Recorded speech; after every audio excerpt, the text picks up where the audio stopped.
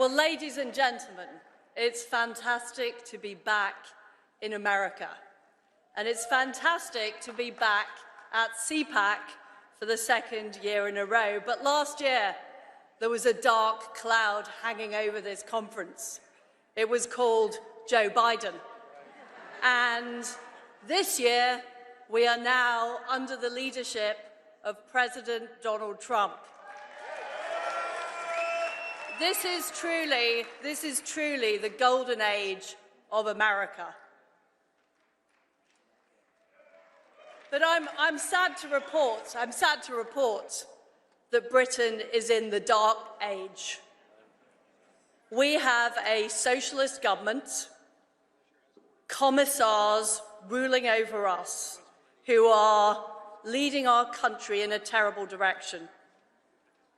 But what I want to say today is they are not the only problem. The current establishment stooges in Whitehall and Westminster are only the latest iteration of Britain going wrong for the past few decades. Because let's be honest, Britain isn't working. The British system is deeply rotten. Britain is becoming a failed state.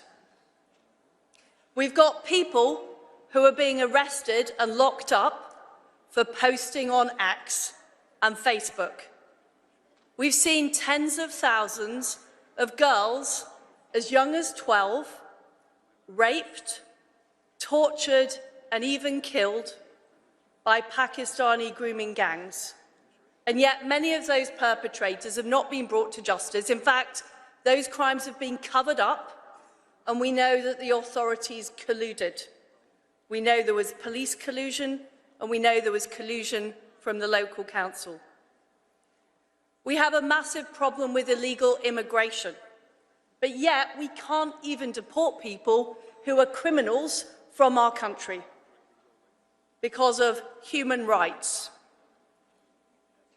One example was an immigrant from the Democratic Republic of Congo who had sexually abused his own stepdaughter. But he was allowed to stay in Britain on the basis of the right to family life. How disgusting. A criminal from Albania was allowed to stay in Britain because his son didn't like the kind of chicken nuggets they sell abroad, and I'm not joking you there. But it's not just a problem we have with mass migration and illegal immigration. We've also got a problem with our energy in Britain. So in Britain, fracking has been banned. I was the only Prime Minister who allowed fracking. Sadly, I wasn't in office long enough to actually make it happen. We have net zero policies that have decimated our oil and gas industry. The net result is we have the highest energy prices in the developed world. And in Britain, we've just seen the last steel plant close down last year. We cannot produce our own steel anymore. We have an economic orthodoxy, a Bank of England, that has printed vast amounts of money. They've created rampant inflation. They've wasted billions of taxpayer pounds.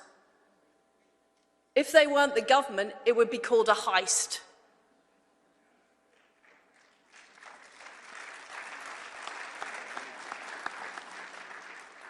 Yet, in none of these cases, have any of these people, any of these authorities been held to account for the fact they have completely failed.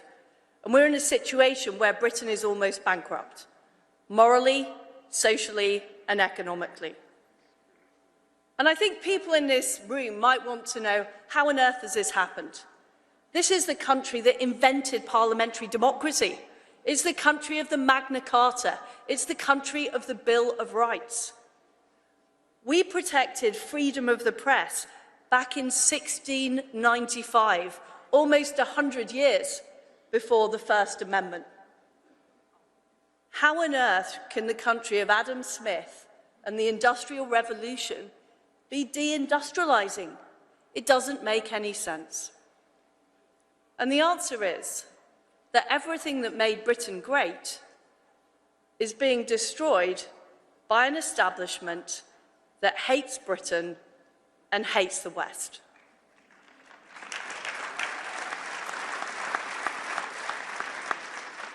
Like in most of Europe, our universities, our institutions, and our corporations have been taken over by anti-West ideology. Islamism, green extremism, anti-capitalism, wokery, transgenderism, you name it, they've adopted it. And what we've seen is a massive failure of leaders in Europe to push back against this, because this is not something the population wanted. This is not something the people in Britain or Europe voted for. This is something that was imposed from above. And what happened is that democratically elected politicians handed vast amounts of power over to the unelected and the unaccountable. In Britain, Tony Blair in particular trashed centuries of liberty by creating a tyranny of technocrats. He created an unaccountable Supreme Court, which had never existed in Britain before. He created a much deeper and powerful state that is not held to account. He also handed vast powers over to an alphabet soup of international bodies, the World Health Organization, the United Nations, the ECHR, all of whom nobody could vote in and nobody could vote out. And all of those bodies, as you've seen in the United States of America, have been captured by the same anti-West ideology. But what I find really incredible, really incredible, is it wasn't just China and Iran and Russia that were funding these NGOs, funding these anti-West groups. It was actually the United States of America under President Joe Biden through USAID. Now, did you know that American taxpayer dollars was funding the BBC? Did you know that they were funding the Tony Blair Institute? Did you know that they were funding Rory Stewart's wife? It's incredible. We thought you were our friends, but you were actually, American taxpayers were funding this anti-West ideology. And the problem is, when the people in Britain voted for something different, when they tried to change the government, when they tried to change the system in 2016, in 2019, and in 2024, they found the same people were still in power. The bureaucracy had not changed. And it's no surprise that young people are losing their faith in democracy because they don't believe it can change things. And amazingly, during all of this, many so-called conservatives went along with the ideology. They were busy hugging Greta Thunberg. They were putting up taxes. I'm not joking about that. They were putting up taxes. They were increasing immigration. They were pursuing transgender ideology. And it's no wonder that the Conservative Party had its worst defeat since 1834. Patriotic Brits have had enough. They've had enough. And we look across the Atlantic with envy. We see President Trump in the Oval Office signing off executive orders, and we want some of that in Britain. We want drill, baby, drill. We want men banned from women's bathrooms and women's sports.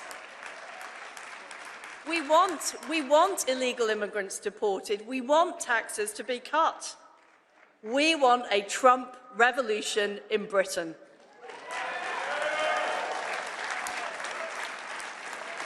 We want to flood the zone. We want Elon and his nerd army of muskrats examining the British deep state.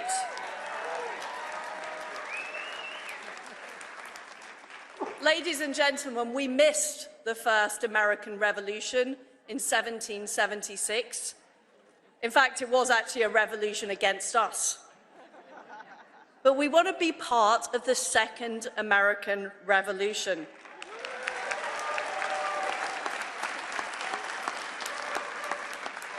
We want to dismantle the British deep state, which is older and more entrenched than the American one. We need a great restoration bill to repeal all of the terrible Blair laws, the Equality Act, the Climate Change Act, the Human Rights Act, the Constitutional Reform Act. We need to eradicate judicial activism in Britain and restore parliamentary sovereignty. We want our government run by the executive, not by the bureaucracy.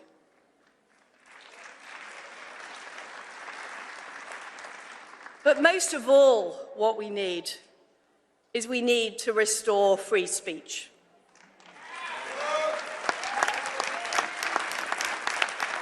This is the lifeblood of our democracy.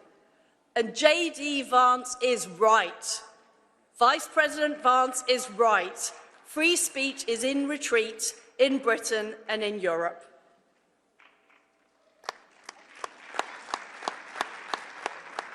To Europe's governments, particularly Britain, they see George Orwell's 1984 as an instruction manual.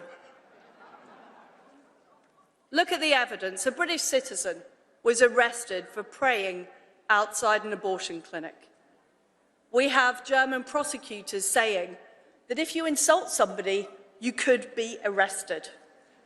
We had Alison Pearson, a British journalist, visited at her home by the police because of a tweet that she'd posted a year ago and since deleted. I want the police to be policing real crimes, not thought crimes. But not only this, we have a supine legacy media that pay lip service to free speech, but have suppressed stories and distorted stories. The BBC were found to have violated their editorial guidelines 1,500 times in the 4 months after the appalling atrocities of October the 7th. They were found to have been downplaying Hamas terrorism and promoting the idea that Israel was the aggressor. This is our state broadcaster, funded by the taxpayer. The mainstream media have failed to report on the grooming scandal, and they failed to hold the deep state to account. And much of the reason for that is the deep state are the people giving them all their information, all their leaks, all their funding, all of their material. And they're frightened of the media regulator, Ofcom. We have seen what independent media has done for the United States, and we want some of that. That's why we are going to be establishing a new free speech media network in conjunction with our American allies, including the great people here at CPAC. It will be uncensorable and uncancelable. It will take on the Britain-bashing corporation, which is what we call the BBC. It will take on Starmer and his socialists, and it will take on the censors of Germany. Because it's only by telling people the truth, in the United Kingdom, in Europe, in the Anglosphere, in America, that we will turn our backs on the war's West against itself. All of the people here are working to make America great again. I believe that we can make Britain great again. I believe that we can make Europe great again. And I believe that together we can make the West great again. Thank you. Thank you.